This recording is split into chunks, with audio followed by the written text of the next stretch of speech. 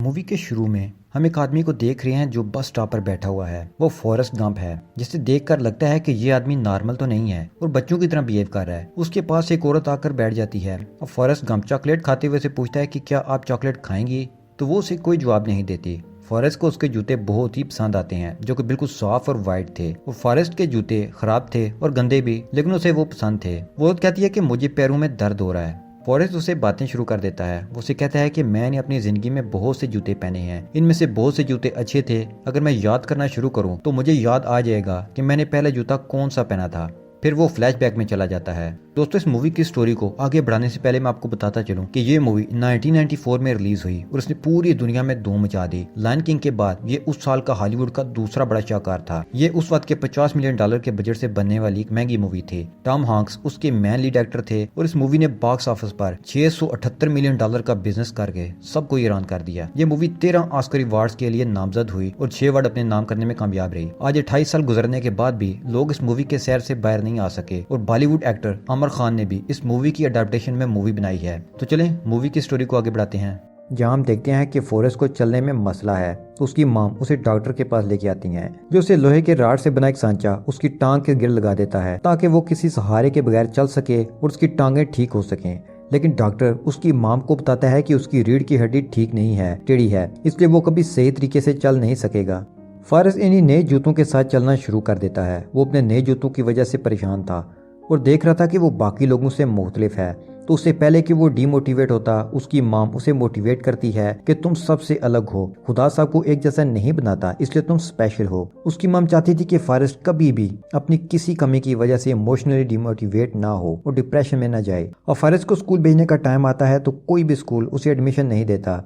School का principal कहता है कि उसका आईक्यू लेवल बहुत कम है, तो उसकी मदर प्रिंसिपल से बात करके किसी भी तरीका से उसे मना लेती हैं और एडमिशन मिल जाता है। जब वो स्कूल बस में जाता है तो कोई उसे बात नहीं करता, लेकिन यह लड़की जेनी उसे अपनी सीट पर बिठा लेती है और दोनों की दोस्ती हो जाती है। फॉरेस्ट के फादर फोत हो चुके हैं, लेकिन उनके पास एक बड़ा घर है। उसकी माम घर का खर्चा चलाने के लिए घर में गेस्ट रखती है। एक दिन उनके घर बॉलीवुड का उस टाइम का एक बहुत बड़ा सिंगर एल्विस प्रेस्ली आता है। ये 60s और 70s का इतना बड़ा सिंगर था कि माइकल जैक्सन भी उसकी नकल उतारा करता था। हम देखते हैं कि एक दिन एल्विस गिटार बजा रहा है तो फॉरेस्ट उसके पास आता है और अजीब सा फनी डांस करता है। फिर फॉरेस्ट और उसकी माम देखते हैं कि एल्विस ने फॉरेस्ट के डांस मूव को अडॉप्ट किया है और अपने एक गाने में वो यही मूव कर रहा है और ये मूव करके वो पूरी दुनिया में मशहूर हो गया है। अब हम देखते हैं कि फॉरेस्ट और जेनी साथ में घूम रहे हैं तो इधर उसके स्कूल के लड़के आ जाते हैं जो फॉरेस्ट को मुख्तलिफ होने की वजह से तंग कर रहे हैं। वो उसे पत्थर भी मार रहे हैं। तो जेनी उसे कहती है कि फॉरेस्ट भागो, जितना तेज भाग सकते हो भागो। वो भाग तो नहीं सकता था क्योंकि इसकी रीढ़ की हड्डी भी टेढ़ी थी और टांगें भी कमजोर, लेकिन वो इसी हालत में उन लड़कों के डर से भागना शुरू कर देता है। वो लोहे की सलाखों वाले जूतों के साथ अजीब तरीके से आहिस्ता सा भागता है। वो लड़के पास आ रहे थे तो वो तेजी से भागना शुरू कर देता है और हम देखते हैं कि आहिस्ता आहिस्ता उसके पाँव के राड टूटना शुरू हो जाते हैं और अचानक वो किसी सहारे के बगैर तेज भागना शुरू कर देता है। वो इतनी तेज भागता है कि साइकिल वाले लड़के भी उसे नहीं पकड़ सकते। जेनी फॉरेस्ट को कहती है कि मेरे घर में कुत्ता है, इसलिए मैं तुम्हारे घर सोने आ जाया करूंगी। अब सीन बदलता है और फॉरेस्ट जेनी जवान हो चुके हैं। अभी वो स्कूल वाले लड़के जब मौका मिले फॉरेस्ट को तंग करते हैं। फॉरेस्ट जेनी घूम रहे होते हैं कि वो लड़के आ जाते हैं और उसे पत्थर मारने लगते हैं। फॉरेस्ट फिर भागता है और वो लड़के गाड़ी में उसका पीछा करते हैं, लेकिन फॉरेस्ट इतनी तेज भागता है कि वो लड़के गाड़ी में भी उसे अब नहीं पकड़ सकते। वो भागते भागते फुटबॉल ग्राउंड में आ जाता है। ये अमेरिकन फुटबॉल है जो रग्बी की तरह लगता है। फॉरेस्ट इतनी तेज भागता है कि बॉल लेकर भागने वालों को भी पीछे छोड़ देता है। अब ग्राउंड में मौजूद कोच ये देख रहा था। वो उसकी रफ्तार से बहुत इंप्रेस है। वो उसे अपनी टीम में शामिल करना चाहता है, लेकिन उसके लिए उसे कॉलेज जाना होगा। लेकिन वो तो स्कूल में काफी सालों से फेल हो रहा है, लेकिन कुछ भी करके वो उसे कॉलेज एडमिशन ले देते हैं और अब वो फुटबॉल टीम का हिस्सा है। जब भी गेम में वो खेलता है उसका काम बॉल लेकर भागना होता है। उसे गेम के बारे में जरा भी पता नहीं होता। जब भी बॉल उसके हाथ में आती है तो वो बिजली की रफ्तार से भागना शुरू कर देता है। वो कई बार ऐसा हुआ है कि वो रुका ही नहीं और भागते भागते बॉल लेकर घर आ गया, लेकिन टीम मैनेजमेंट को उसकी परवाह बिल्कुल नहीं थी क्योंकि फॉरेस्ट उनके लिए मैच जीत रहा था। वो इसी में खुश थे। फॉरेस्ट इतना फेमस हो जाता है कि अमेरिका की फुटबॉल टीम में उसे शामिल कर लिया जाता है। उसके बाद 5 साल गुजर जाते हैं, उसे कॉलेज डिग्री मिल जाती है। अब वो ग्रेजुएट है। फॉरेस्ट कहता है कि अजीब बात है कि मैं तो सिर्फ भागता ही रहा और ये लोग उसके बदले मुझे डिग्री दे रहे हैं, ये तो बहुत ही अजीब बात है। वो अपनी माम के साथ बहुत खुश होता है। इतने में एक आर्मी ऑफिसर उसके पास आता है और एक ब्रोशर उसे देता है और अपने करियर के बारे में पूछता है। तो फॉरेस्ट ये देखकर आर्मी में भर्ती हो जाता है।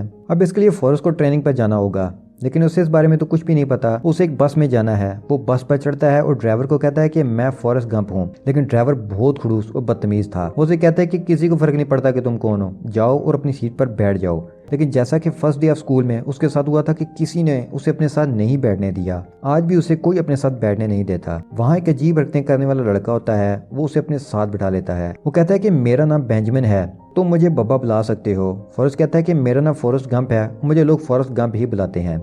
अब हम देखते हैं कि बब्बा उससे बातें शुरू करता है। वो फॉरेस्ट से भी ज्यादा अजीब बातें किया करता था, बिल्कुल ही बेतुकी। वो उसे कहता है कि फौज में तो मैं आना ही नहीं चाहता था, मेरा ख्वाब था कि मैं झींगों का कारोबार करूं, मेरी माँ भी झींगे पकाती है, झींगे वो झींगे ये। बब्बा हर वक्त झींगों की बातें किया करता था, जैसे दुनिया के सबसे अहम चीज झींगे ही हूँ। फिर फॉरेस्ट की ट्रेनिंग शुरू होती है और फिर एक दिन आता है जब वो उसे जंग में भेजने वाले होते हैं। इन दिनों अमेरिका वियतनाम की जंग जारी थी। वो वापस आता है और जेनी को बताता है कि वियतनाम जा रहा है। जेनी फिक्रमंद हो जाती है, उसे कहती है कि तुम प्रॉमिस करो कि जब भी मुश्किल आएगी तो तुम हीरो बनने की कोशिश नहीं करोगे बल्कि भागोगे। फॉरेस्ट उसे कहता है कि मैं ऐसा ही करूंगा। दोनों बातें करते हैं और फॉरेस्ट उसे कहता है कि मैं वहां से हर रोज तुम्हें एक लेटर लिखूंगा। फिर जेनी वहां से चली जाती है। अब हम देखते हैं कि फॉरेस्ट फौज के साथ वियतनाम आ गया है। वो जिस कैंप में उतरता है वहाँ साथ ही समुद्र है, तो बब्बा जो उसके साथ होता है वो फॉरेस्ट से फिर झींगों की बातें शुरू कर देता है। वो कहता है कि मैं शर्त लगा सकता हूँ कि इस समुद्र में बहुत सारे झींगे होंगे और इस जगह पर कब्जा करके हम यहाँ सारे झींगे पकड़ लेंगे। फिर दोनों फौज के साथ फील्ड में चले जाते हैं और यहाँ भी बब्बा उसके साथ ही था। यहाँ फिर से झींगों की बातें शुरू हो जाती हैं। बब्बा फॉरेस्ट को अपना प्लान बताता है। वो कहता है कि यहाँ से वापस जाकर हम एक शिप खरीदेंगे, फिर हम समुद्र में जाकर झींगे पकड़ेंगे, हम दोनों पार्टनर होंगे और तुम फिक्र ना करो, हम दोनों 50-50 के पार्टनर होंगे। और सबसे अच्छी बात है कि हमें घर भी नहीं आना पड़ेगा, हम वही बोट पर सो जाएंगे और जब भूख लगेगी झींगे खा लिया करेंगे। फॉरेस्ट कहता है कि तुम्हारा प्लान अच्छा है। फॉरेस्ट उसे और कहता भी क्या, यहाँ वियतनाम में उन्हें काफी महीने हो चुके हैं। यहाँ वो कभी किसी मिशन पर हैं तो कभी किसी और मिशन पर। वियतनाम में अमेरिका की फौज की बहुत बुरी हालत है। वियतनामी आज़ादी पसंद कहीं से भी आ जाते हैं और उनसे जंग शुरू हो जाती है। इसी तरह एक दिन वो एक जंगल से जा रहे होते हैं कि वियतनामी उन पर अटैक कर देते हैं।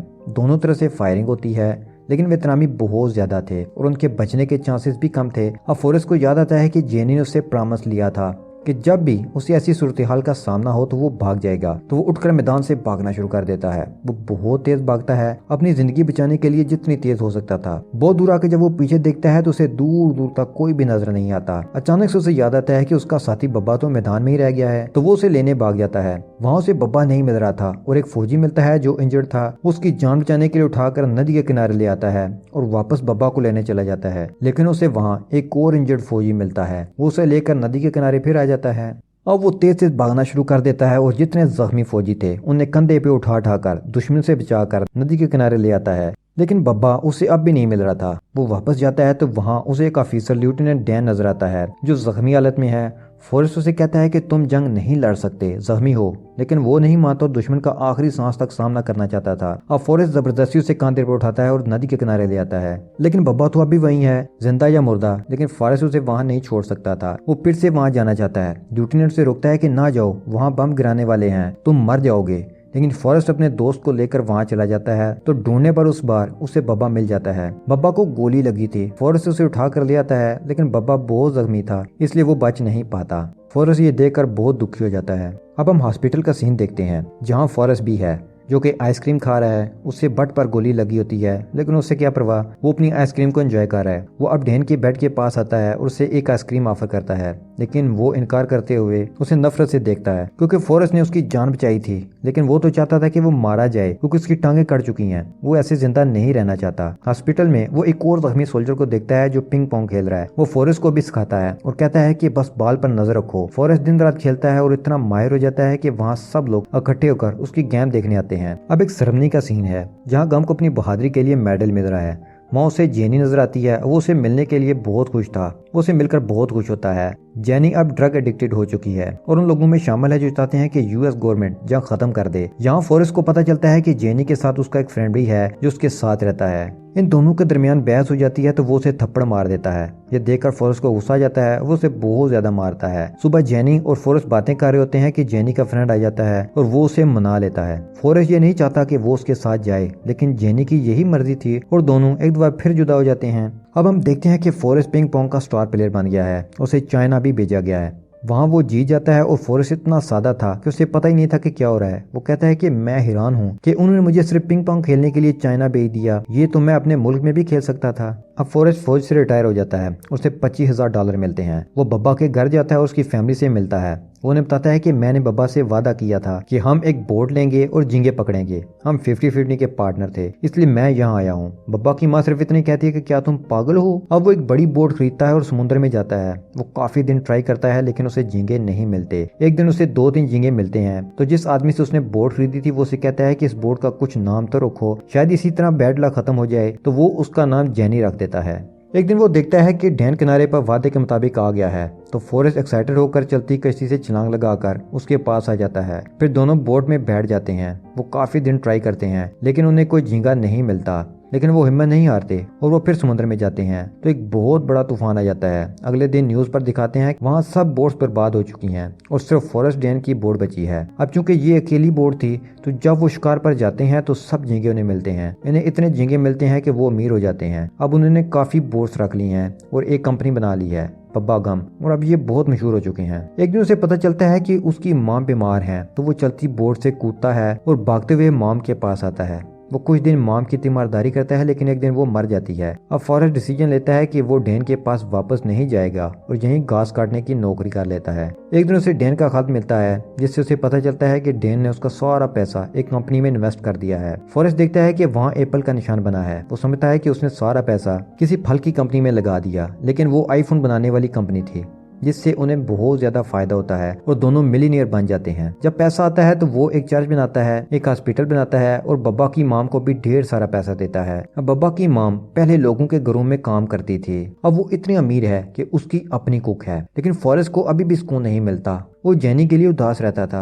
एक दिन जेनी वापस आ जाती है। फॉरेस्ट को ये नहीं जानना था कि वो क्यों वापस आई। वो बहुत खुश था कि वो वापस आ गई है। जेनी ने अपनी जिंदगी दुखों में ही गुजारी थी। वो उनसे निकलने की कोशिश में ही रही लेकिन कभी निकल ही नहीं पाई। अब दोनों बहुत खुश थे, ढेरों बातें करते रहते, घूमते रहते। एक दिन फॉरेस्ट उसे कहता है कि मैं तुमसे प्यार करता हूँ और शादी करना चाहता हूँ, लेकिन जेनी कहती है कि मैं नहीं चाहती कि तुम मुझसे शादी करो। वो दोनों इकट्ठे टाइम स्पेंड करते हैं, लेकिन एक दिन जेनी फिर चली जाती है। ये देखकर फॉरेस्ट बहुत दुखी होता है और दुख के मारे उसका दिल करता है कि वो कहीं भाग जाए। वो उठता है और भागना शुरू कर देता है। वो कई दिन भागता है, महीने गुजर जाते हैं, साल गुजर जाते हैं, वो नहीं रुकता। अब की बार वो भागने की वजह से मशहूर हो जाता है। सब उसे पूछते हैं कि तुम क्यों भाग रहे हो, तो वो कहता है कि मुझे वजह नहीं पता, बस मन कर रहा है कि भागूं, तो मैं भाग रहा हूँ। अब हम देखते हैं कि बहुत सारे लोग उसके साथ भाग रहे हैं। उन्हें लगता है कि उसके भागने की कोई वजह जरूर है। अब उसे भागते भागते 3 साल 2 महीने 14 दिन और 16 घंटे हो चुके हैं। वो एकदम रुक जाता है। सब सोचते हैं कि अब वो कुछ स्पेशल कहेगा, लेकिन वो कहता है कि मैं थक चुका हूँ और अब मैं वापस घर जाऊंगा। जब वो घर आता है तो उसे जेनी का लेटर मिलता है जिसमें उसने अपना एड्रेस लिखा हुआ है और अपने पास बुला रही है। अब हम वही शुरुआत का सीन देखते हैं जहाँ वो बस स्टॉप पर बैठा है और स्टोरी सुना रहा है।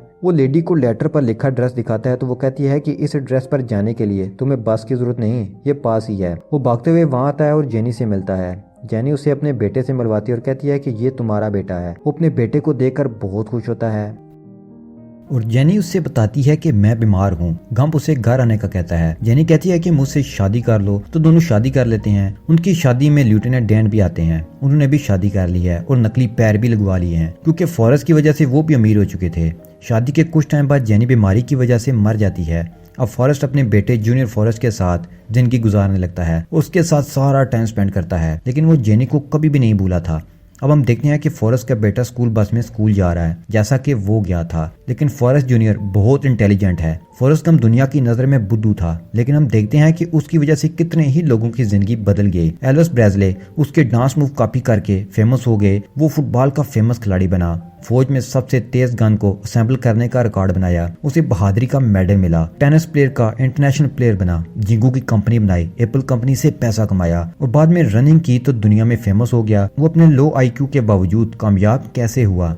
इसलिए कि उसने जो भी काम किया पूरे दिल से फोकस होकर किया। इस मूवी से हमें ये मैसेज मिलता है कि हालात कैसे भी हों, आपको जो काम भी मिले उसे फोकस होकर करें। यहीं ये मूवी खत्म हो जाती है। उम्मीद है कि आपको ये कहानी पसंद आई होगी।